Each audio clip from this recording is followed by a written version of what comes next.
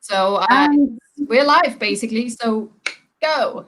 Deal with it, guys. Hi, everybody. How's it going? How's your week been? How's your life? Well, I am Sophie. This is Mel. And this... and I am Emma. What's up? And we are women who talk film. So welcome to our, is it sixth now? Fifth, I think it's number 5 episode of this wonderful little podcast YouTube live that we have started doing. Keep your comments coming in. Tell us how we're doing, what you want to see. And for today, I'm going to hand over straight to Miss Emma because it was her. Oh, look at that. Look at that. I wasn't aware of this. I need to do this. It's like Sophie had to do it last week, so now you get to introduce. You're talking about the film that you've picked. If that's okay, we'd love you to introduce the film that you lovingly picked for us. All her fault. So shall I share the screen, guys?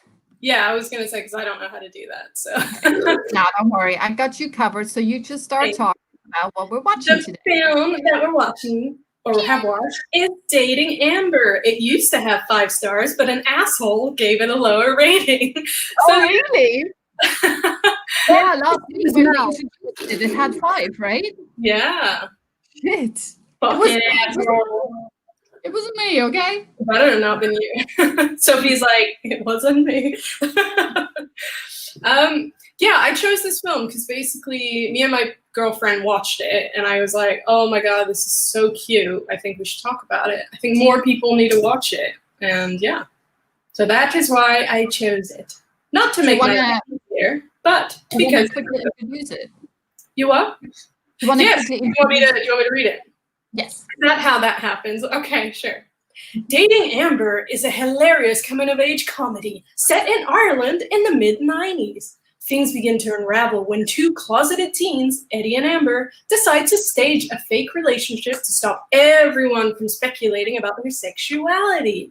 Starring blah, blah, blah, blah, blah, blah. Blah, blah, blah, blah, blah. Okay, good. Ta-da!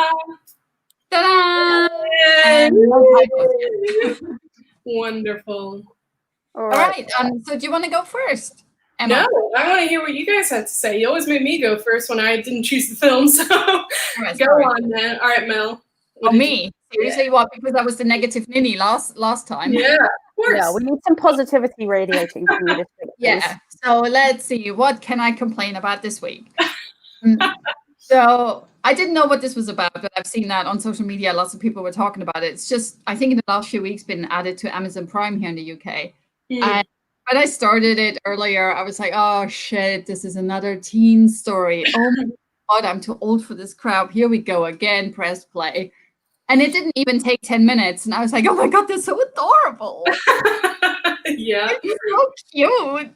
And it's just, yeah, that's what the movie is. It's just adorable, it's cute, and it's relatable. It was also weird, like, not a time flash, like a time jump back into the 90s, because the 90s. And yeah, the 90s were horrible, man, for gay people. So it was, I mean, the film, yeah, it is about 2 gay teens, one girl and one guy. And I thought it was quite interesting what they did with it near the end. But overall, I just love all the characters. Like, most of it takes place in some kind of high school. But even the so-called high school bullies, they were a bit stereotypical, but just made it so much more fun. Like, this time really kind of fell into this whole, I liked all the stereotypes and the cliches and all of that shit. I don't know why last time I didn't, but this time I did. So I really liked it. I loved it a lot. It's also just 90 minutes, so it's like short and sweet and breezy. Yeah, it was good. Loved it. What about you, Miss Sophie? So quiet over there. I'm just listening. Also, I'm the only one who's wearing headphones this week because apparently you just forgot yours or whatever. So sorry, I'm on my computer. I can't. Mine are not working. I tried for 5 minutes. Yeah, no, I know, it's all good. I just thought I don't want to react and overtake the mic. Anyway, so yeah, I loved this. Oh, thank God. I really thought you were going to say you didn't. I love this because, and you know, it had a bit more meaning for me than quite a few of the others we've watched, because it's delving into a part of the past that's it's a bit difficult when it comes to Ireland, because this is only 2 years after homosexuality was decriminalized in Ireland. It was set in 95. That law was taken out in 93. So, you know, it's all still very fresh. And it was, you know, as much as it was wonderfully lovable, you know, a little bit romantic, cute as hell, it was also extremely emotionally charged. And I think they dealt with it really spectacularly. Mm-hmm. You know, especially in the case of Eddie, who is the guy. I mean, I thought Amber was lovely. I thought she was a brilliant character, but I think Eddie's was, you know, it had that complexity that, you know, I don't think I've seen in a character for a while in a comedy like that. So it was a really nice, fresh thing to watch. And also, I found out that they're both best friends in real life, and I stand them so hard. So Yeah, they isolated together in lockdown. They went back to Ireland and like isolated together. It was the cutest thing in the world. Lola and Finn, I want to be friends with you so much. Please be friends with me. Just listen to her. Anyway. Listen to her. So yeah, that's what I thought. They're so cute, those two. They're so cute. Mm. Yeah, for sure. Nice. So Emma, are you gonna? I like how Sophie already brought out the fucking pen. I was like, all right, well, that's what I've been thinking.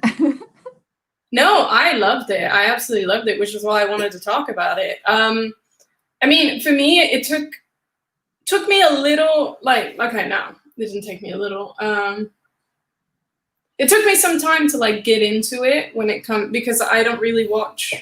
I watch films like this, obviously, but I also don't watch. I don't really know how to explain it. There was something about the beginning, you know, until you got to them becoming like a fake couple, that was a bit slow.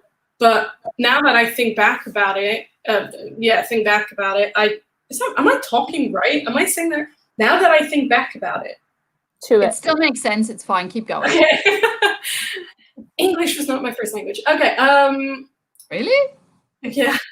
Really? Yeah. Really? Yeah. There's a fucking fly here. Oh no, we've done the whole thing with Emma and her flies today. Yeah. It's been any flies that might be zooming past any webcams. Just deal with it. No, point is, I absolutely loved it, and even when it was a bit slow at first, it got into it real quick, and I think it made up for it once it got going.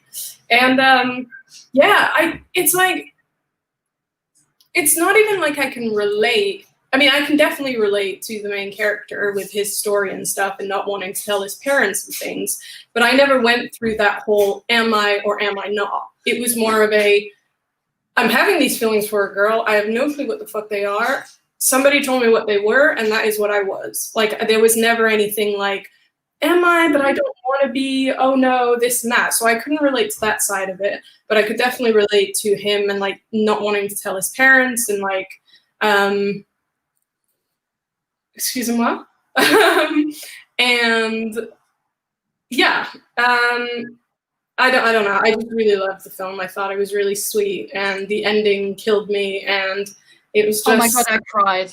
Oh my. Me too. I fucking cried too. Yeah, you fucking. I lost my shit at the last few minutes. Fucking hell. Yeah, I know. It's unstoppable. I had a lot of emotion flowing out, but I wasn't crying so much as it was a bit like the end of just, you know what? At least I have a pen and I'm going to use it. I'm going to be forward thinking in this discussion, and I will not interrupt people when they're trying to talk because my mic is really loud. Anyway, I'm just trying to be considerate. Now she's stabbing me with a pen. I'm getting victimized. Ladies. I figured out having a good time, and I'm feeling so attacked right now. Love you, really. Okay. Get away from me, would I? No, I'm kidding. I love you. Anyway, what you want to say, Sophie? Jesus. Yeah. So it was a bit like when I watched Portrait of a Lady on Fire. I have not seen it. I was when I came out of that movie, I was almost floored by how wonderfully complex it was and that sort of thing, and how the characters are just it hit me like a train, so much so that I couldn't even cry. And I think this film was a bit like that for me as well. It wasn't, you know, the same sort of film, but it still sort of evoked that feeling. So you know, that was sort of what, you know, my emotions were like there. But yeah, sorry, carry on. I know I interrupted a little bit there, but yeah. No, it's fine. I was just gonna say, Definitely. yeah, I cried so hard. Karen had to hug me. I cried Your so much. girlfriend had to hug you? I Oh know, my how goodness. dare she? In COVID? During COVID? Oh, that's My style. Jesus. Despite bodily fluids? It's like, wow, it's not safe, man. It's not safe. sorry, when did we get onto that? I didn't even know That's why my ears hurt. I've had my earphones in the wrong way round this whole time.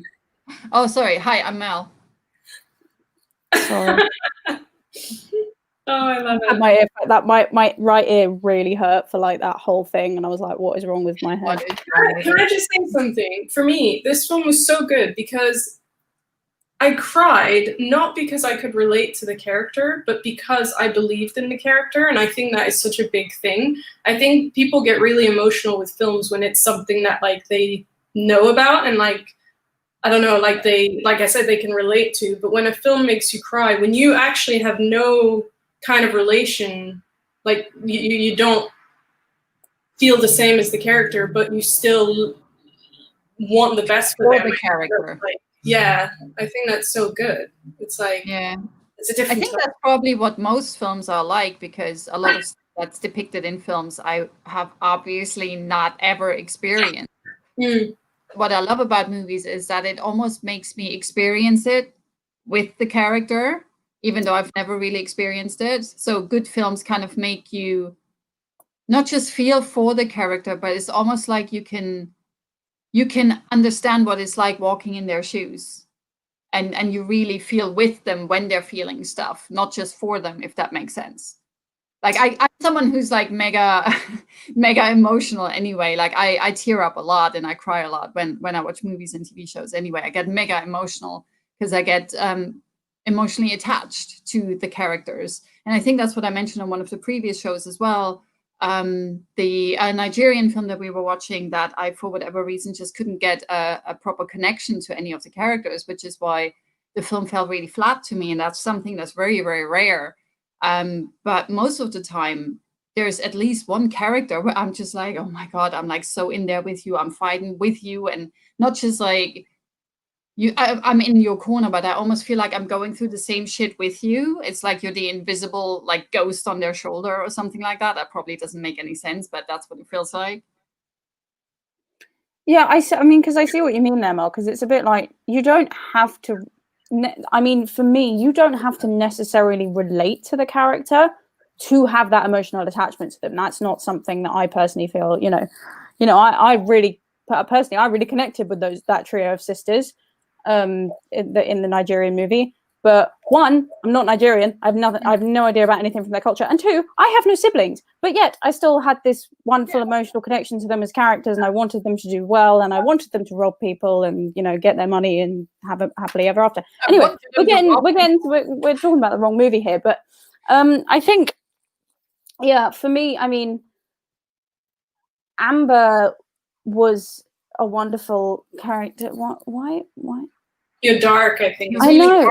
I want to see your pretty face. Sorry, let me shed some. Is that better? Like right now. Yeah, that's a bit better. My wonderful makeshift lighting. So yeah, Amber, I definitely, I kind of related with her, not wonderfully, because I was not a teen growing up in a County Kildare island in the 1990s, but having that same sort of sexuality, and I had an odd experience at school. I wasn't necessarily bullied, but it was nice to sort of see that there was that internal struggle. But you see a lot more of that from Eddie. Yeah. And while I didn't have that sort of connection with him on the level that I'd had those experiences, I was so attached to his story. It was just gut-wrenching, that story, because you could see him wrestle so hard with himself, and he just did not want to accept it. because it would have been, you know, because as much as now it doesn't necessarily do it, kind of still does. It does make your life harder. Yeah, it even does. now. In the society we live in, you know, it makes your life more difficult to live because other people just can't accept you. And, you know, not everybody, obviously, but in, you know, in those days, in that sort of town, it was very, very difficult for people to come around to that. And that's, you know, so I was more emotionally attached to Eddie than I was to Amber, despite the fact that I identified more with Amber as a character. But yes, Emma, go. No, sorry, this is just a quick question. Can I get the link to the YouTube live so that I can share the YouTube link to this right now? Because it's live. Yeah, it's just a link to the channel. Yeah, just go to the channel and it's happening live on the channel. Okay. How do I do that? Technology. I tweeted it earlier. Oh, okay. I must have missed it. So that link in there will be the link. That link in there is the link directly to the channel, and they should see the live on there, and they can just click on that. Okay. Someone to watch us and talk to us while we're talking to each other. Well, that's the thing, is that I'm gonna send it. Wait, you said you tweeted it, but I can't see it. Well, you need to go to my profile. Well, here's the really boring part. I am on your profile. And then you need to go on the media section, and then you scroll down, and then it will say, we're talking dating Amber in 2 hours. We move the mouse. 18:30. 18:30, because I remember I said, see you in 2 hours. It's 6:30? Yeah. Sorry, yeah. German military time, 18:30. No, I don't think you posted it. Oh wait, on the WTA. Emma has too many tabs open right now. It's because you used the SpongeBob thing. I was expecting the picture, so I got very confused. Hang on 1 second. I was like, why? That's not. Yeah, I'm with Sophie right now, huh? SpongeBob? What? But yeah, what Sophie was saying about like that the times were a bit different is it's such a nostalgia trip in like going back to the mid-90s. And the mid-90s, I think, were the dark ages for like gay people. That was before Ellen DeGeneres ever proclaimed she was fucking gay, okay? So the world was a very fucking different place. There was no internet, there was no smartphones. If you lived anywhere that wasn't a metropolis and you were gay, you were fucked, and not in a good way. I remember the 90s really well, and they were shit like that. So I could really relate to that, like feeling like you're the only person. You're only gay in the village. Yeah, I'm the only gay in the village. I don't know any other gay people. And then when you have Amber kind of realize that, what's his name, Eddie? Jesse? Eddie. That Eddie was gay as well. It was like, you have this immediate, even though she's a girl, he's a guy, and sometimes a lot of gay women don't have a lot in common with a lot of gay men, but they just latched onto each other like crazy, especially she did, because he didn't kind of want to admit it at first. But it's like the lifeline you have. There's one other gay person in my life. I'm not the only one. It's just so crazy. And there's this thing when they go all the way to Dublin and just walk around town, and all of a sudden there is like a pub that has a rainbow flag outside, and the rest is history. And it's just like, my God, back then, even more than it is now, it was just such a lifesaver. And I could so relate to that, even though I had none of those experiences that they had. But it was just like, I think we can all kind of, okay, I'm not sure, maybe you can't because of the internet, I'm not sure. But I can really relate to feeling totally alone. I didn't know a gay person. I didn't know what the fuck gay was. The only thing I knew about was flamboyant gay men on floats at the Love Parade in Berlin, which was the other side of the fucking country. That's all I knew. So I was like, I don't know what the fuck is going on up here, but there's no one like me, and I'm a fucking alien. So No. Really. When did you come out? When did you know? Not come out, because you come out all the time. When did you know? It took me forever, because I didn't really understand what the fuck was going on. All I knew was I wasn't attracted to men when I was a teenager, and my friends were all like, so which of the boys in the class do you like? And I just kind of like, I picked the one that I liked the least, you know. And I was like, what the fuck? It's like, there's nothing happening. It's like in that first scene with Eddie when they're like, Go was on. like, Which guy do you fancy? Shifting Which thing. guy? And he just literally He was scans like, the cat and he's like, all right, that exactly. one. yeah. And even though I'm not a guy, but I had the same thing. I was like, okay, he's the nicest one of all the horrible lots. So, but yeah, it's just ridiculous because you didn't really know what it meant because I had no comparison to anything because I didn't know anyone like that existed. I lived in a really small town. I don't know how big their town was, but it looked really tiny. And I lived in a really tiny town. And I never went to the big city. There was no reason to until I went to uni. And that's when stuff started changing. But it was literally like I had no fucking clue. And then when I had a job or something afterwards, and one of my colleagues was like, "You're gay, right?" And I was like, "Wait, what? What?" Oh my God, Alex Danvers moment. No, I'm not. So it was just so bizarre. It's just ridiculous because that's why I always go on about representation and how fucking important it is that we have not just representation in the media, but proper representation, have it done. Because when I grew up, there was no such thing. Yeah. And it's still not great. But there's so much stuff out there now that I'm like, wow, if I was like 15, 17 or 20 now, I'd be like, yeah. And also there's the internet. You can find like-minded people on the internet, like for good or bad. But there's stuff available now. But back then it was literally like the fucking dark ages. There was just nothing. If you had where you were living, great. If not, you were like, I got dropped on the wrong planet for whatever reason. Yeah. I found the film very relatable. Yeah, I mean, for me with that, like, even though it was a bit, it was sort of 15 years later for me, I lived quite a sheltered life. I went to one school that was all girls that, I knew one black person until I was like 10. Like I was not living in a very sort of open place. And, then I got to school and, it was the whole thing. It was like, it was year 9. I was sat in form for the first day of the year and in walks this, gorgeous girl. And I'm like, wait, what is happening to my face and my head and everything right now? What's happening?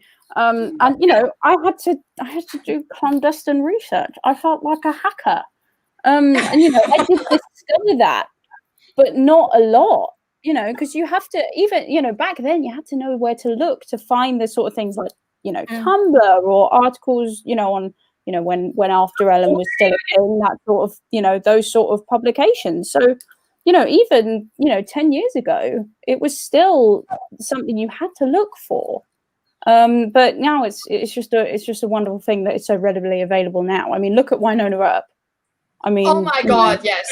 Winona Earp. Not talking about that right now. We will be here forever. But yeah, Emma, we need to do a separate episode for that, I think. You were going to say something. No, I was going to ask, how old are you? Like, what's the difference again? Me? Yeah. I was. Right now. How old are you now? I'm 24. Okay. I'm baby. Yeah, she's a baby, which is why she's got the cutest little face. Yeah. Nobody puts baby in a corner. Yeah, except for us. Oh man. I actually completely forgot about what I tried to do as a teenager. I wasn't really allowed out and stuff, so I just remember this one place. It was like downtown Denver in Colorado when I was in high school. And in high school we had like the GSA and stuff, so that helped me kind of, meet people and stuff. But I remember trying to go to like this place called Rainbow Alley in Denver, and it was the one of the gay like social hangout places, and I felt weird. Like it was so weird to be there. But yeah. When can we start doing spoilers? I think we can start now. Pressing the button now. We already pressed it. So now, this is your spoiler warning, and now it's great. really loved the film because it wasn't about a relationship, and it wasn't about a relationship. Like, I feel like a lot of films nowadays just do it all about like finding your boyfriend or finding your girlfriend and being in a relationship and stuff. And I liked in this film that they did a lot of, the whole thing with the other boy from, I'm going to call it camp. It's not camp, but like military, military training. Military, yeah. I loved that whole dynamic, like it's not really a dynamic. I don't know why I use that word, but that whole homophobia thing that he goes through because he knows himself that obviously he is that way, but he doesn't want to be that way. But it was so subtle, like I feel like in big Hollywood films, they make him so, like, I feel like in Hollywood, like in an American film, he would have made him like beat him up or something, it wouldn't have been as subtle as just kicking him off the wall or like telling him don't talk to me or punching, somebody. And I really liked that. And there was something I wanted to add. Damn it. Yeah, I just loved all those subtle bits, Bless you. Bless you. and also the bit in the nightclub when he sees him, and that just, I was like, oh, my boy, my sweet boy, don't do this. Don't do this. Just like, ugh. But that's what I loved, is that I love that the ending was not about him getting with the boy. And I really love that. And I feel like in a lot of other films, they would have done that, like Love, Simon and all of that, instead of just being about yourself and self-acceptance and doing what's right for you and all of that, they force them on other people and they become and I just didn't like that. So I like that in this film, it wasn't done like that. And can I just say another thing? Because I'm just going to keep on going about this. Yeah, I want to. He's like not even laughing. Okay. And she's not reading. She's not watching. I mean, that's fine. And I loved like the bit when Eddie is almost like begging. What's her name again? Amber. Dating Amber, though. Like Amber? Like Amber? Like in the title, Amber? You picked this movie. This movie, exactly. Good point, Sophie. And I loved and was so sad when Eddie was like practically begging Amber to be in a relationship. Like, he was just like, please, like, but it is real. And she's like, but it's not real. And he's like, but it is. And he's like, on the, he was like, but we can make it real. And like, we don't have to have sex, just, let's just do that. Oh my God, it broke my heart. That desperation that you hear in his voice, that you just, you can, it's just all that internalized homophobia just bubbling out of him. And you just can't help feel so desperately sorry for this kid, because this can't be it. This can't be how his life's going to be, because it's just going to be so hard and he doesn't want to deal with that. But yeah, sorry, I know that other people have points, but yeah. So when you were saying, thank you. When you were saying about the nightclub scene, and like the little details and how Hollywood would have probably done it slightly differently and stuff. Because I loved that scene that he was in a nightclub and she went off with the cute girl who was really cute. Oh my God, can I get her number? Like, can I get her number? For me, but who is this? But she was also perfectly cast, because you can immediately understand why Amber would totally latch onto her, right? It's perfectly relatable and understandable. But the bit that I liked in the nightclub was that he was dancing and then beardy guy just comes over and he starts kissing him, just the one kiss, just to check if he's cool with it or not. And then they start making out. And as soon as he sees, so he basically has like this high, where in like a Hollywood movie, this would have gone like, whoa, heaven, everything's awesome. But then just, oh no. She just left us. Yeah, Sophie. What the fuck, I haven't been talking that long. Fucking hell. I hope she comes back. The show must go on. Figure out. Hang on. Right, I'm back. Sorry. What happened? I was going onto a different tab because I was trying to search the name of the actress and I closed the wrong tab. We were like, I bet you were I like, lost my hat! Oh my god. oh, It's not happening for me, all. It's really not. I can't. I need to sleep. I need to go to bed. Oh, it's gonna be okay, baby. It's gonna be fine. And now you can tell me where we all appear. Because it's like, well, I like being down here. It's a lot easier. what are you trying to say? Is it that No, hard? it's just being next to me? Is it that hard? Well, no, it's just having to deal with the flip thing. Is you don't have to deal with it if you're doing that because you. I know, right? yeah, but if you know that it's the opposite, you just do the opposite. I know, but you look like a dumb person if you do. Because I keep okay. getting it wrong. But yeah, Anyway, sorry. Where were we, chaps? I'm back. So, boom. So I like that when they were making out, and it didn't just go, "Oh my god, this is like Heaven." He's gay, and he's gonna fully embrace that he's gay and all that shit." Not even 5 seconds later, he sees the guy from military school, and he's like, "Shit!" Like it's literally scratch record. Everything just goes from heaven straight into hell, and everything's fucked. And I love that they didn't just like linger in heaven for fuck knows how long and blah blah blah. They literally made like yay, and it felt so realistic to me. It might be a bit harsh, but I like that they did it. It didn't. I think it kept the pacing up, because sometimes when whatever the epiphany happens in gay movies, when they go like, "Oh yeah, I am a lesbian. Oh yeah, I am a gay man." Whatever, it stretches a lot, and you go like, "Go back to the story, please."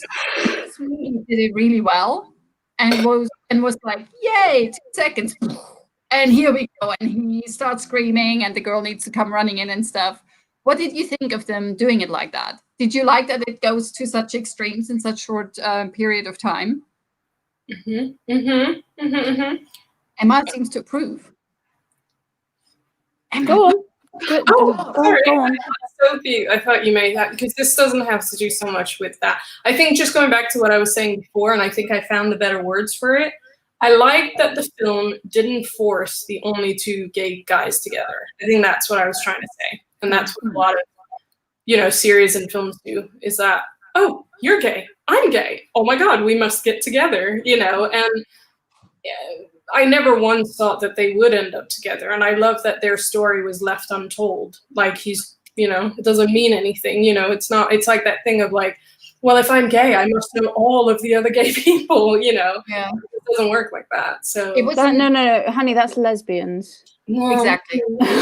We also immediately move in with each other and then get married and shit. Like you, Emma. Not that you're woohoo! How long have you been dating before? I'll talk about this. Okay. Wait, we left it long, okay.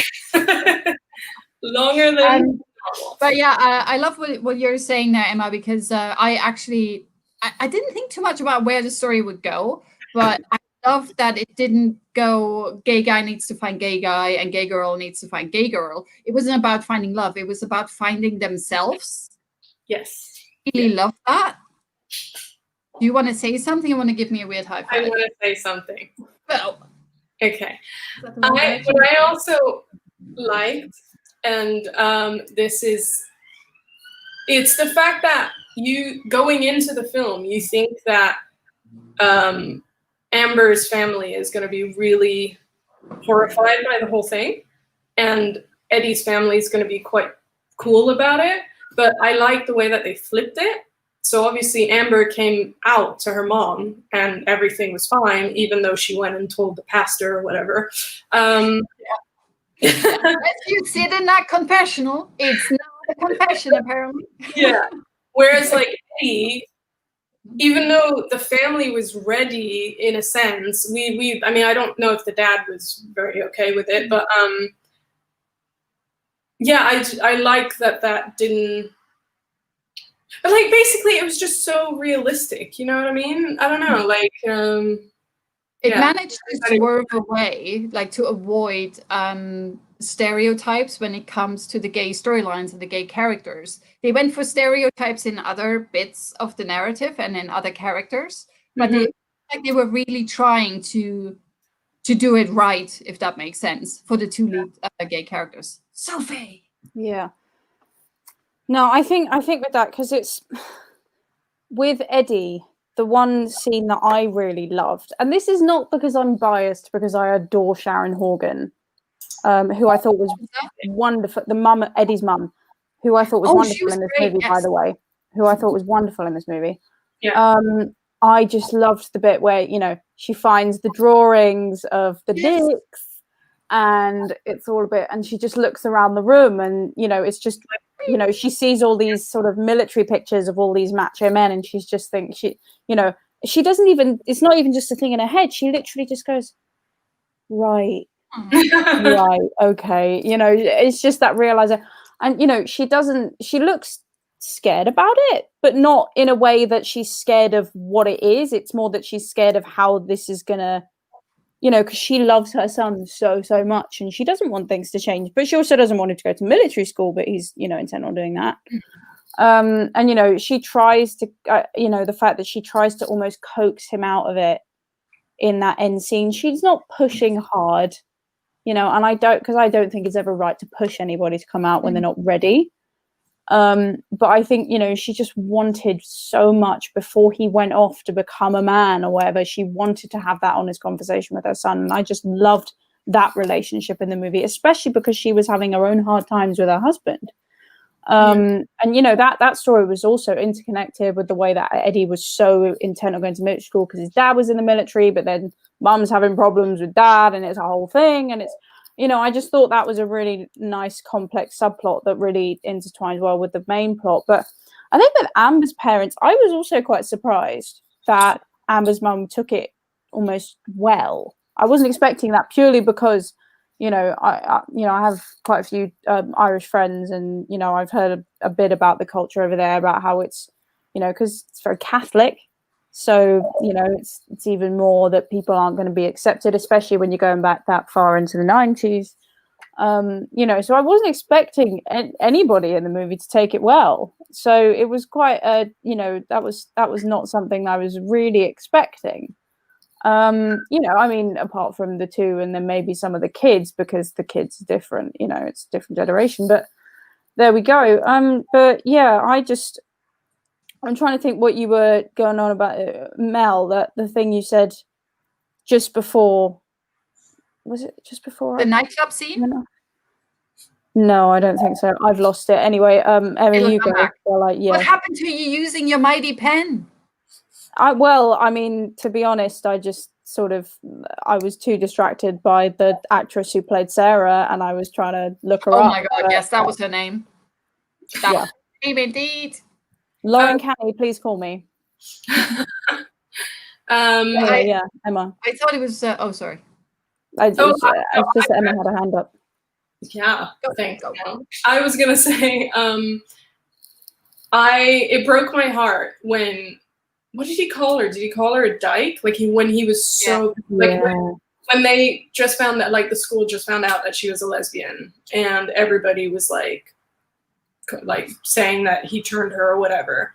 Oh my God, it broke my heart when he just screamed at her, like, what do you say, get away from me, you dyke, or something. Like the whole thing, like when you're in front of someone that you hate and you're just trying to get past them, and it's just like this uncomfortable kind of thing. I felt that to my core. And then his frustration coming out, and you're saying the most horrible things when you're angry and frustrated, and you're hurt yourself, right? I mean, there's this saying, hurt people, right? So that's just totally what that was. But you can, because we've been with him for like over an hour, we kind of understand that he doesn't mean it. It just came out because he's trying to protect himself. So it's almost like you sort of half forgive him, but you also kind of go, dude, you shouldn't have done that. But to go back to something that Sophie mentioned with like the parents, it's just popped into my head that I really like the writing. This entire fucking script is just so well written. All the different characters, they have so many layers to them, even side characters. Like the dad, when he gets introduced with his military crap, and the first time you see the boys, they're trying to do chin-ups because they need to go to military school and stuff. like talk about machismo right out of the gate, right? Which is why it's so problematic for a lot of gay boys to come out, because they're seen as not masculine enough. And I love the scene near the end of the film when I think maybe the dad also kind of suspected or maybe was worried about it or whatever. I mean, they were talking about at the breakfast table that they were worried off for no reason because, you know, has a girlfriend. But he has this whole scene where he's talking about his own dad, and that his own dad was always so unemotional. He was not emotionally available.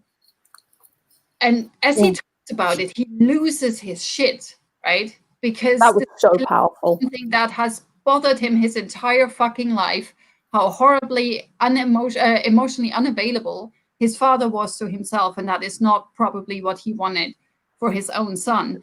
And at first, when he started crying, I was like, oh, that's a bit, oh my God, no, I get it. Oh my God, my heart, everything just flooded for this guy. Yeah. Did you guys think of that? I mean, I really, on that note about the dad, tell me, how many times do you really think, if you think in a movie which is in a real life setting, not sci-fi, not, you know, sort of fantasy TV, where you see a man genuinely bare his heart and end up crying like that in a way that is just so monumentally believable, because that was so important. That was such an important scene, and I think that's probably a very underrated scene as well. I can make my other points after Emma's gone. Emma. But do you know what I love the most about that scene is it's about the dad, but it's also about Eddie, and you can see the disconnect between the two. Is that his dad is crying his heart out, and Eddie's just staring at the floor, completely disconnected from his dad. He has like he can't exactly, but it's small stuff like that in films that you just don't see very often. You know, in a scene like that, because the audience is focusing so much on the dad, you would expect even just the actor to pay attention or to look or something.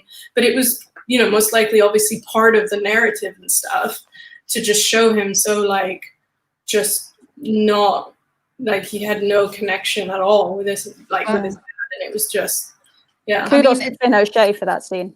Definitely. Yeah, I mean, there's also this thing that, I mean, I don't know. I've just heard from others because obviously I'm not a man, but I've heard this thing of not that I'm trying to change or anything, but no, that young boys or boys in general, they have a lot of issues with seeing their dads cry, especially seeing them not just cry, but proper lose their shit. Because they grow up thinking my dad is, you know, the strong man that I come to for protection and for help and all of that stuff.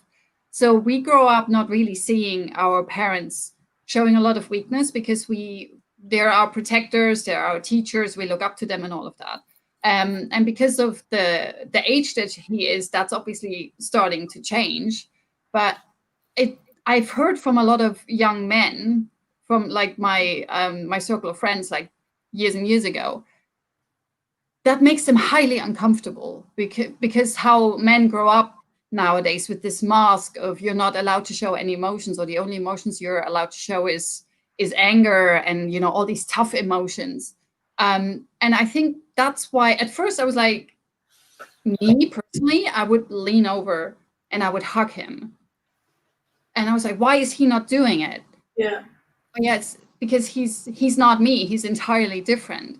So on a certain level, I could understand why he was not even acknowledging it. It's like, I cannot look at my dad like this because I can't unsee it, if that makes sense. What do you guys think? For me, I felt more, sorry. No, it was literally just going on from that, because if going to the last scene with Eddie and his mum, his mum's talking about how the fact that when he was little, when he was distressed, he needed mum. He couldn't deal with dad. He had to have mum. And that disconnect has literally endured his whole life. And that is, you know, as Emma was saying, these wonderful little connects in films don't happen often. And I thought that was a really nice little tidbit in the script.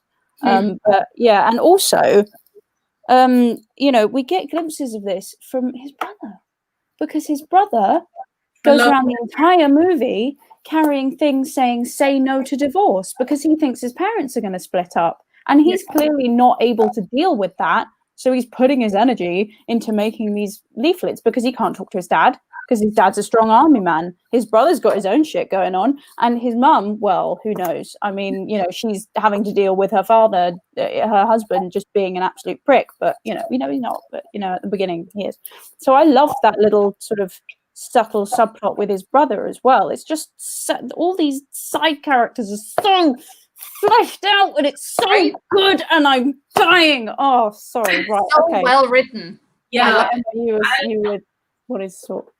No, I can't remember now. I was gonna say, what'd you guys think of the brother? I thought he was adorable and so supportive without really knowing what's going on. He was always there, like, giving him like, I don't even know what that is, but and no, he was one of Eddie's sources of comfort, and I loved that. Yeah, like that's so weird, right? Because like a character like that, who was so small in the film, I almost feel like a lot of people don't want to write those types of characters because it's like, well, he's not really needed, that film could have gone the same way with or without him.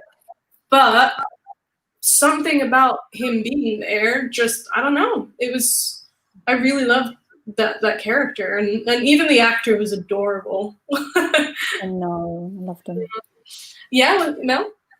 Yeah, I just want to say that all these little side characters, they're well written, they're well performed, they're just so memorable. I might not remember their names, but I was like, oh, that chick and the annoying bully guy and blah blah. Totally fair. Right? Totally fair. Exactly. Totally fair guy. It's totally fair. I love that. Yeah. So even they were all obviously stereotypes, but they all worked. And I find stereotypical depictions usually really fucking annoying. But in this film, I really dug it. After a while, like I needed to get used to it, like 10 minutes or something. But they're all so memorable, and all the characters are so well done. And this just shows a really great script and great filmmaking. I think this is just one of the most well-rounded things that I've seen in a long time. Emma, what did you guys think of the suicide bit of it all? Is what I would ask you. Because this was my other point that I've scrolled down in my book. She's got now Amber's journey in this film, because I think we haven't really focused on the fact that she spends most of this movie wanting to leave this shithole town. Doesn't?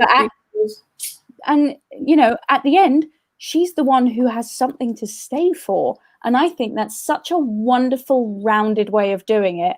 And, they focus on this friendship, but the fact that they split at the end doesn't necessarily make you sad. I mean, it's sad because they can't be best friends and live in London together anymore. But, they're going on their own separate journeys, and they are, and it's just not what you expected from them at all. And it's just so wonderful. And, I think with Amber's, dad, his mum, her mum clearly not dealing with this trauma, because all she ever talks about is what her dad, what her husband's opinion would have been for her daughter.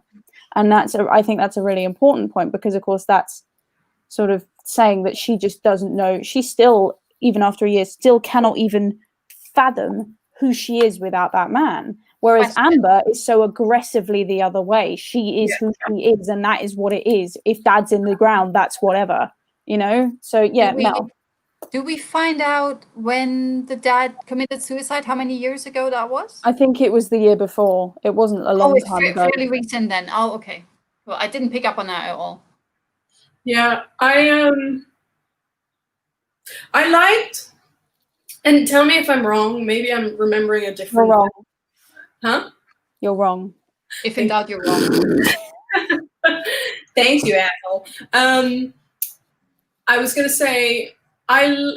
So like I was saying, tell me if I'm wrong, don't tell me if I'm wrong. If maybe I'm thinking of another film, but the suicide, I like that they made it like he wasn't unhappy. Is that right? Is that what she said? Like it wasn't it didn't seem unhappy. Yeah. Yeah, he didn't seem unhappy, and and I quite like that because it didn't give more drama to a film that didn't need it. You know, it wasn't like a unhappy family or whatever. And people do commit suicide for without.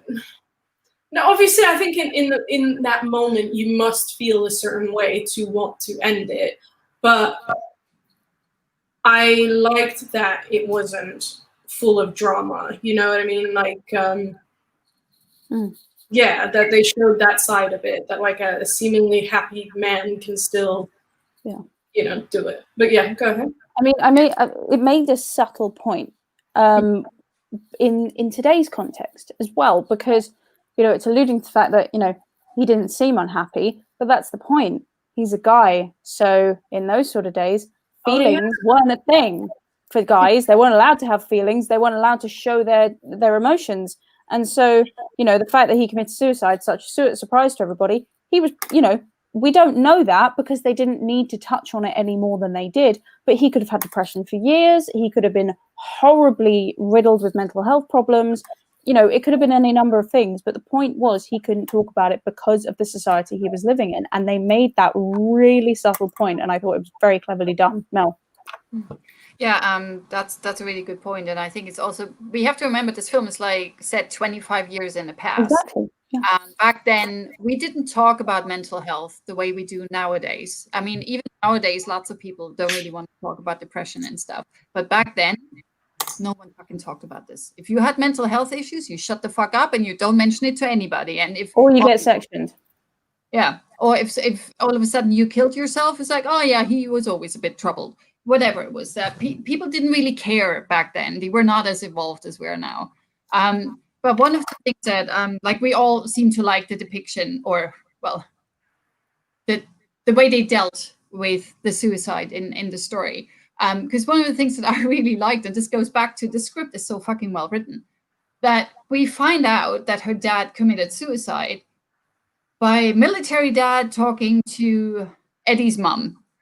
Just one line, because God, that was so awkward.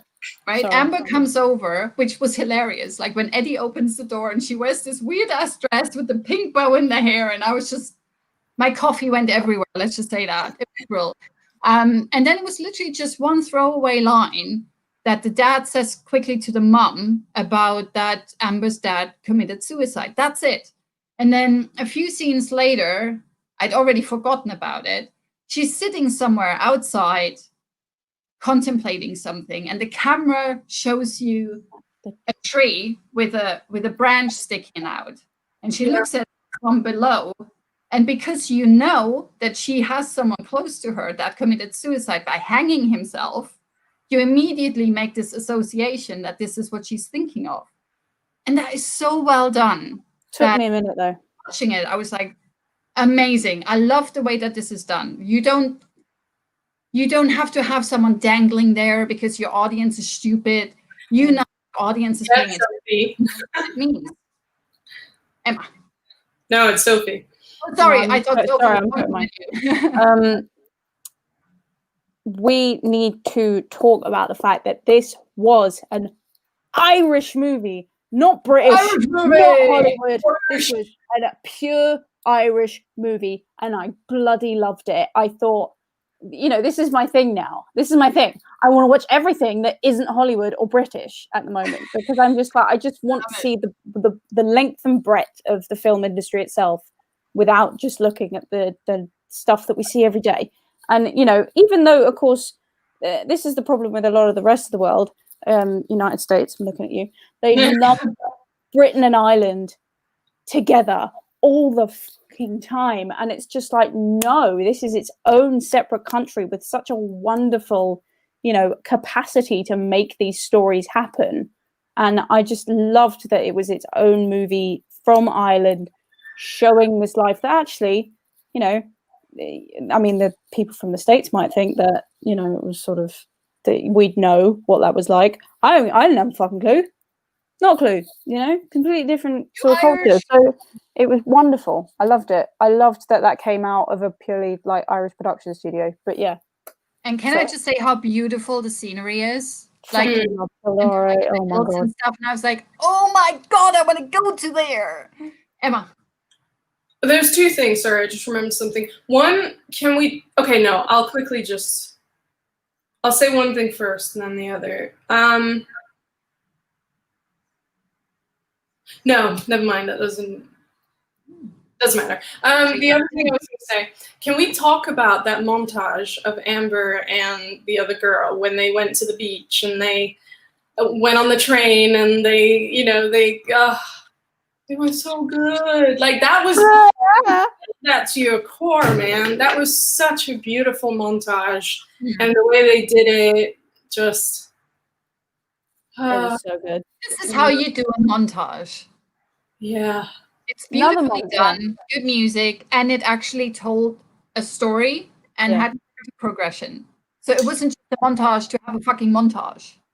And even just like on the train, their little legs like kind of touching slightly. Like you remember those days, you know? Like that, you know, you just thing. You know? You what? But, I've done that whole like with the little sort of like light footsie on the train. Yes. Oh man, it was so good. Yeah, no, I think it was another montage that really stuck out to me was when the montage just before they went to the bar in Dublin, Amber and Eddie, because you could tell that even in that short space of time, despite being a gay guy and a gay girl, they'd gotten so used to the idea of the physical touch of one another in a platonic sense that you don't see very often developing in that way. And I just really loved how they did that. So yeah, Emma, what were you going to say first? Because I'm interested to hear what you wanted to. No, it was just there was one scene that reminded me of The Half of It. Was it The Half of It? Is that the lesbian film on Netflix? Yeah. Just one shot even, and in my head I kept thinking that it happened more than once, but it didn't. It only happened once, so it wasn't really related to anything. It was just when Amber throws the rock at Eddie on his bike. And he my god, I love that bit. Yeah, to be fair, like, you know, getting.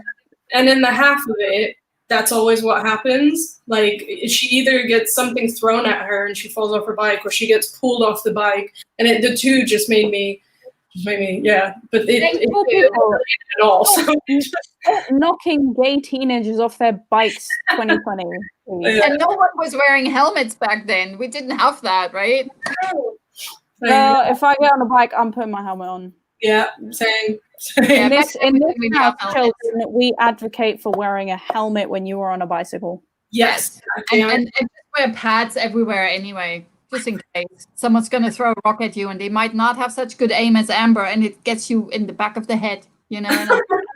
Because I was like, when he's in the military thing at the end, when she throws the last rock at him, he's really fucking far away from her. No, I was thinking she's got arms.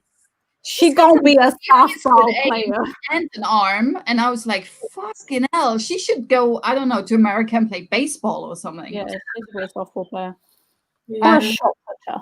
Oh, I totally forgot what I wanted to say. You guys talk. I love the ending, but it really makes you want like a sequel or something where he is in London and there's like a relation, like, you know, even if it's a short film, just to kind of see him, because he's left his family. He hasn't told anybody. You know, the military is obviously missing him. Like, he's not there, you know. He's just left. And I'd love to see. I tell you what we need. We need a 3-minute montage of Eddie's dad losing his shit because Eddie has not turned up to camp. Yeah. Meanwhile, Eddie is comfortably partying in GAY late. And then you just see Eddie's mum in the back being like, I know where that little fucker is and I'm so proud of him. That's what I need. I just need 4 minutes. That's all I need. 4 minutes of that montage. That's a very long montage. I don't care. Well, not just the montage, just a scene of, you know, them reporting and missing and stuff.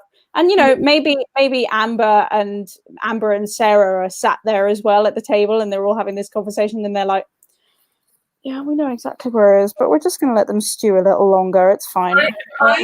I think what would work really well is actually a 30 seconds to 1 minute payphone phone call to his mom. Him in London, the mom on the phone, and they just have a conversation where she says, you know, I'm here for you. I know what you mean. And then maybe this thing where he goes, you know, what about dad? And she's like, don't worry about dad. Like, you know, whatever. And then you end on a happy, like, okay, it's not as bad as we thought it was going to be. Yeah, and then it could end on Sharon Horgan stepping out of St Pancras or something. let's take it even further. Let's say it's like 2 years later, and he has this phone conversation with his mother, and he's like, "Yeah, I'm at the airport. Can you come and pick me up?" And he comes back, and we see him again, and his dad's sort of cool with it. His mom's just happy he's back. He's gonna see Amber again, who's still with Sarah, because he's checking in on everybody, and everything's like a year or two later, everyone's kind of like more settled in their ways. See, that would be inaccurate. You know why? Because they wouldn't drive for 3 hours just to go and pick him up at some shitty airport. Okay, then he's at the train station. Because he already established a train station. So the train station. I don't know the geography of Ireland. I'm sorry. Geography of Ireland. I'm sorry. I don't know the geography. Speaking of geography, even though that's not really geography, but there's this weird little throwaway line, right? So Amber is fascinated with London. She's got a tube map on top of her bed, right?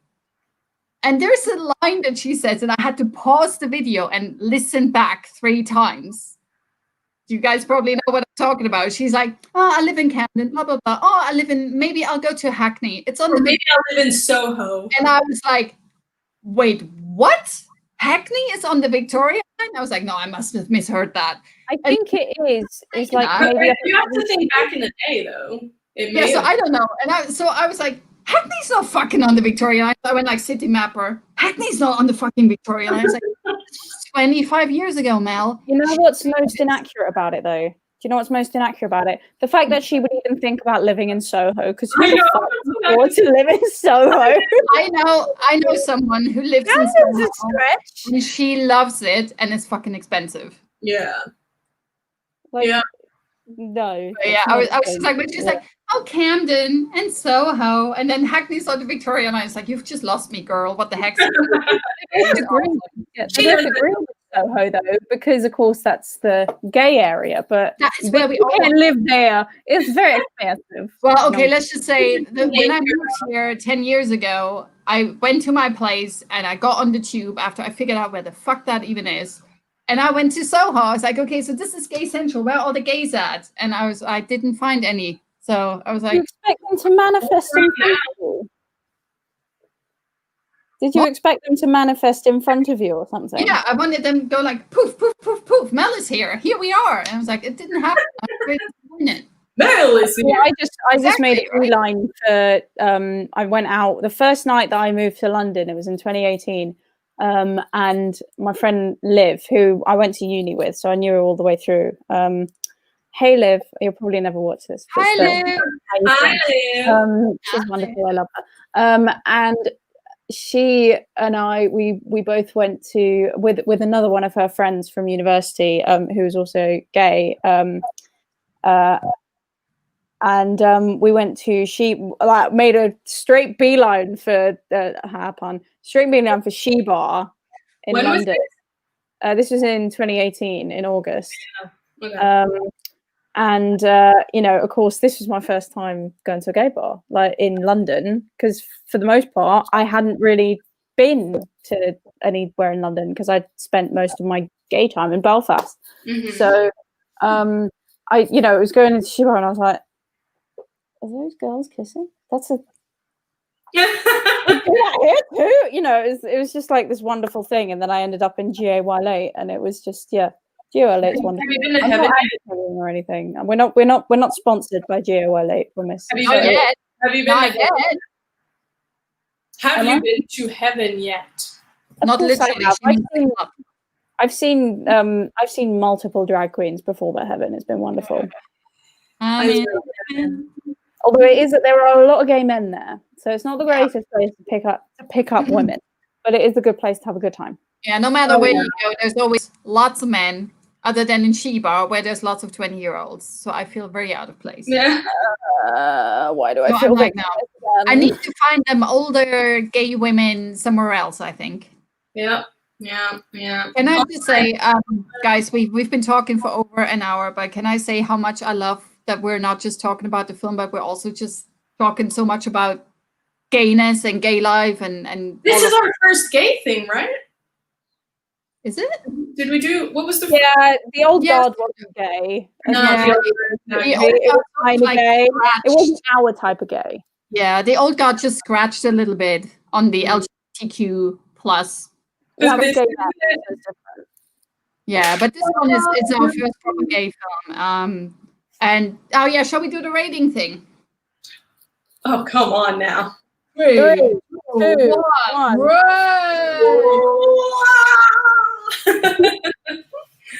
Yeah. I think we all get what we want to get about that. That's really nice. That all three of us loved it. Especially after last week. Yeah, maybe let's just not ever talk about last week again. Hey, I thought last week was a really funny episode.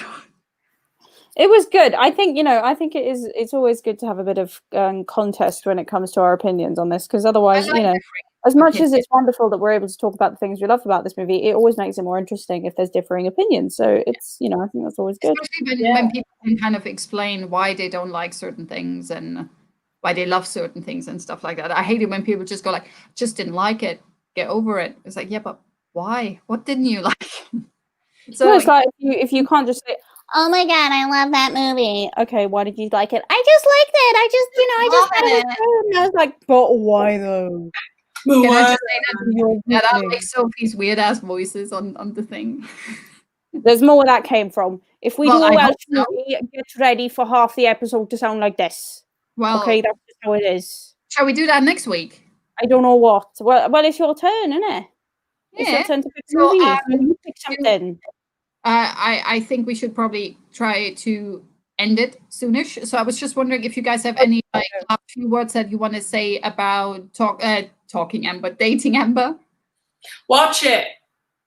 Yeah. I think it's not only is this movie wonderful, it's also important, it's honest, and it's just a nice depiction that we have not seen before. So I think it's really important that people, especially from our community, but also people who are friends of our community, watch it and you must love it. You mustn't, you don't have to love it, but I think it's a good and important watch because it's a different setting for a twist on a really nice sort of story. So yeah, that's my 2 cents. Yeah, definitely. Yeah. Don't let the first 5 or 10 minutes that might be a bit crude and stereotypical. Don't let them kind of like scare you off because it gets a lot better. Like the entire thing is just amazing. Even those characters that I kind of like hated in the first 5 minutes, they grew on me. They grew on me. Totally fair. And that is just a credit to good writing, good character development, and good acting. So I really loved it. I think there's nothing really in the film that I didn't like. Emma. I just want to ask a quick question, and I hope this doesn't go on for too long. But how do you guys feel? How would you have felt if the actors weren't part of the community? Do you think the film? They're both queer. Yeah, they're both queer. Would you? I didn't know that.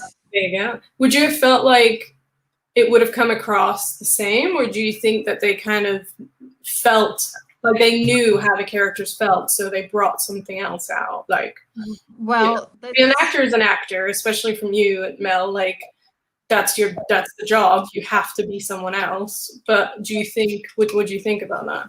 Yeah, it's interesting you bring this up, and yeah, this might get us going for another half hour or something. But this is a discussion that's always been had and will always be had. And I've just actually had it like on Twitter either yesterday or day before. It's you can talk about this for hours and hours on end, and you will not really reach a consensus because everyone feels differently about it. But the way that I personally feel about it is because we are still a marginalized group in regards to LGBTQ actors.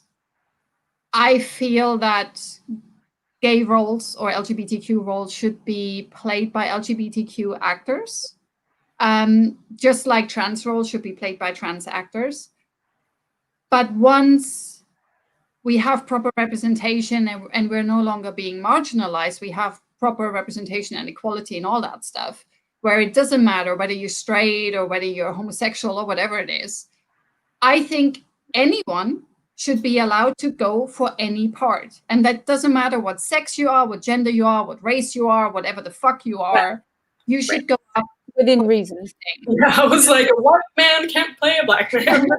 No, but like in theory, obviously, one of the things that always happens in like casting breakdowns is lots of roles that I go for example, the doctor, the scientist, the whatever, it's always like male, male, male, male, because most screenwriters are male and their default for a not unimportant character is male.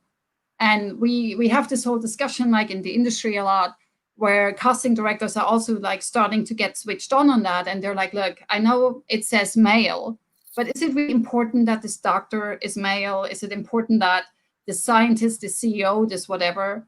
Can we have this open to men and women, non-binary, whatever? Can we not have this open to all races, to all ethnicities? Why is this important?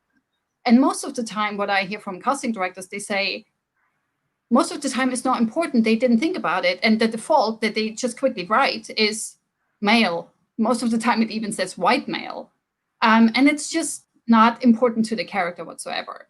But in regards to, sorry that I'm going on a bit about this, the LGBTQ representation, I actually think, I don't mind if a straight actor plays a gay role, if they do it properly. If they do it authentically, if I believe that their character is gay, then I think they're doing a good job. And I think, why shouldn't they play this, right? Like, let's say Charlize Theron in like Atomic Blonde or whatever. I remember when I was watching this and I was so worried that they're going to ruin it, but they didn't. But then there are other actors, and I do not want to name names. You watch them in movies, and I'm like, there's no gay woman that kisses another gay woman that they're attracted to the way that you're just fucking kissing her. Because this is a peck on the lips. That's not how you kiss when you're falling into bed and you're about to have sex. You're just have an aversion against kissing this woman properly. And there are obviously other things where that happens as well. And that takes me out of the film because I'm like, I don't believe you being gay at all. And those ones, I wish they just wouldn't take those parts because they're not 100% committed. And I think as an actor, you need to be 100% committed to no matter what you play, including gay. And that doesn't mean that, like, just because I'm gay doesn't mean that I couldn't play straight. Sophie. Yeah.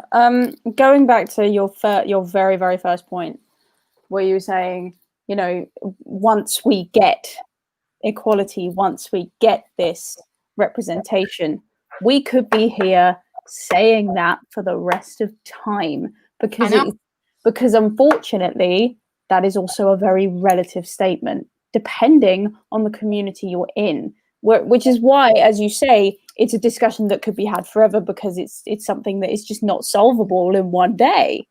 And you know, I personally, and, you know, I may be playing a bit of a devil's advocate here. I think it's different when it comes to things like race, when it comes to things like disability, where those things are maybe more visually impactful in movies or where it's, you know, integral to the script. You know, this may not apply so much. I don't know. Maybe it doesn't apply as much to sort of trans people taking trans roles. And I think that's a really important thing, especially in the most recent period. That's been a really important thing to focus on. But when it comes to, you know, a straight man playing a gay man or, you know, a straight man playing a gay woman, let's switch it up as well.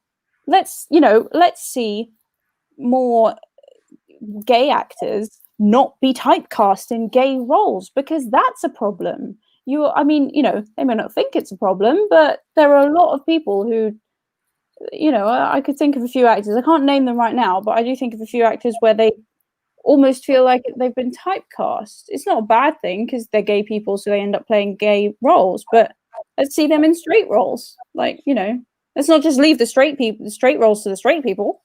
Let's take over them as well. But you know, I could go on about this. I think we all could. But I'm going to hand over to Emma now before I say anything else. But that's my sort of 2 cents anyway.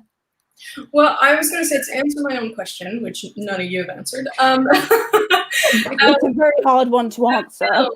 I think that if they had straight people playing the characters in this film, I think it would have come out very differently, because it's such an emotional film, such a passionate film, that I feel like the actors almost had to go through it themselves to reach that understanding, almost, that I don't think a straight person would get, as much as you try and whatever.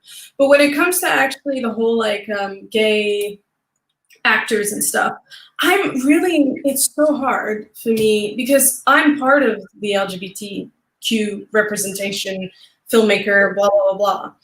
But it's hard, because we don't know an actor's sexuality. It is none of our business. We have no clue if any of these straight actors who played a gay role are actually straight, or if they're bi, or if they're experimenting or pan or whatever. That's none of our business. So it's very difficult for us to kind of judge, almost. And actually, just to add to that, you're actually legally not even allowed to ask. Right.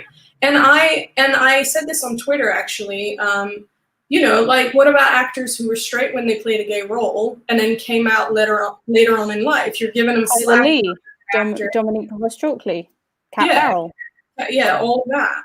And so I think that it's like you said, things that can't be changed, like the color of your skin, the fact that you're actually trans and things like that. I think trans actors should play trans people, because they know best. It's so different to sexuality. It's like something that even gay people probably can't fully understand. So I feel like they really should be playing those roles. But I think if you start to think of things like that, like an actor is an actor, that is their job. It's what they're paid for. If they're going to play themselves, what's the point? You're not really acting. You're not doing your job. So I think that straight people playing gay roles is totally fine, because you're playing a character. It's like back in Shakespeare time when men played women. Like it's just, that obviously back then women should have been allowed to play them, women, but things should be dependent on the role. Yeah, for sure. Exactly. But then, Ellen Page, to this day, she's gay now, but she still takes on straight roles. I don't think she's ever been typecast. And I think there are loads of actors like that. And I think you have to think that gay actors who always play gay characters, that actually might be their choice for the representation. That's the thing, we don't know. Yeah, exactly. But that's why I think the discussion needs to be kind of split at least into two parts. There's probably more. But it's, as an actor, you need to do research for a role, right? And while I do at the moment agree that a transgender role should go to a transgender actor, because there are not enough roles for transgender actors, so don't let straight people steal that from them. Mm-hmm. But the same is true for gay people. But I also think that is like, whatever it is you've gone through is very unique to yourself, right? No transgender person has the same experience than the next transgender person. Everything's very unique. And the same thing is true for whatever role you're playing. And in theory, as an actor, when you do your research, you do research with people that have gone through whatever your character supposedly has gone through, right? Mm-hmm. So this is not something that people are probably going to agree. And if anyone watches this, I'm probably going to get a lot of hate on Twitter. But I think that anyone, in theory, should be allowed to play a gay role, a transgender role, or whatever. It's like, if you're not transgender yourself, you don't have transgender friends, you go talk to several different people who have gone through this experience, just like actors go to talk to murderers in prison, or talk to all kinds of, I'm not equating those things. It's just like, you've not had this experience. So you go and look for people who have had this experience in an authentic way to learn from them what exactly it's been like, what they've gone through, so that you can then portray this in an authentic way. Now, ideally, obviously, if there is a transgender actor that fits the role the way you want it to be, you should ideally cast that person, because they come with this experience built in. But that doesn't necessarily mean that that person should get the role if there's another actor who's not transgender or whatever the thing is, who might be better at the role. If that we could also literally apply this to like any sort of job as well. I mean, we could be here for hours talking about this, but I think that's a good point to end on this week. Otherwise, we are going to let things run away with themselves. But I think we all kind of hope that we don't have any marginalized groups in the future and that anyone can literally play anything, because that's ideally what it should be like. I mean, I'm not saying that like a white actor should do blackface when you need a black actor. Let's not have Benedict Cumberbatch be playing Nelson Mandela now. That's not necessary. If you want someone that has that is black, there's shitloads of black actors. You want an Indian actor, there's shitloads of Indian actors. Whatever you're looking for, there's shitloads of them, and they all want a job. So if you're looking for something like that, there's shitloads of people you can ask to audition for you, self-tape for you, whatever it is. But I also think that while we do have marginalized groups like the BAME group, even though I'm not sure if we're still allowed to say that, to call them BAME, because some BAME people have a problem with the acronym, but they are still marginalized, just like LGBTQ actors are marginalized. And I love it when I hear from casting directors that they're saying that they're aware of this and that they're trying to kind of push these minorities forward a bit, because the straight actors don't need that push as much, if that makes sense. So I'm all for hearing that, and I think that's great to have allies in that regard. I think we should end it, but I want to ask you guys a question after. Thank you. Okay, cool. So that's our little question that we're going to get from Emma afterwards. So this is us for this week. What are we watching next week? Mel, please tell us what you have picked. I know. Hang on. Let me take this off first. Okay, sorry. great. Also, I'm just pleased as punch right now because I've got a light in my window and I'm just seeing all these bugs trying to get in my room and they can't because my windows are closed. Ding, ding, ding, ding. And so they're trying to get in and you can't, can you? You little shit. Let us in, Sophie. Let us in, Sophie. A fucking moth. It's not going anywhere near my clothes. Anyway. Emma sent all the bugs from her place over to yours in the last 1.5 hours. So we they're need all to talk about this after we go off because it's a whole... So anyway, I'm going to share the screen and I hope it works. Please be a good one. The Lovebirds with Issa. Okay. I've been wanting to see this. Yeah. Give us the synopsis, Mel. Go on. I'm not going to talk about the synopsis just yet. We're going to do that right there, but okay. So it's just The Lovebirds on Netflix. It's come out like I think like a few weeks ago. I literally just was like, shit, I need to make the suggestion today. And I was like, oh, what's in my queue? This looks good. Perfect. So yeah, we're going to watch next week. Okay, perfect. Well, guys, that's us for this week. Please come and follow us on Twitter. We are WomenTalkFilm 1. That is the number 1, not the word 1. So WomenTalkFilm 1. Go follow us on Twitter. Ask us things. Tell us what movies you want us to watch. And spread the love. And we love you all. And thank you for watching, whether you are watching live or whether you are watching on on the recorded thing. That's our Twitter handle. Thank you so much, Mel. She's our tech goddess. But yeah, so that's us for this week. Thank you so much for watching, whether you've been watching live or whether you've been watching on YouTube. We really appreciate it, and we will see you next week. Bye, guys. Bye. No, you have to press the button.